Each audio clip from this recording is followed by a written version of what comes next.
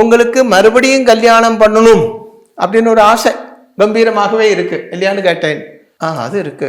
அது மட்டுமல்ல, வைஃபு 2 பேர் தான் வாழ்க்கையில வந்து போச்சு. ஆனா வைஃபுக்கு ஈக்குவலாக பல பேர் வந்து போயிருக்காங்களே அப்படின்னு கேட்டேன். ஆமா, அது அப்படிதான்.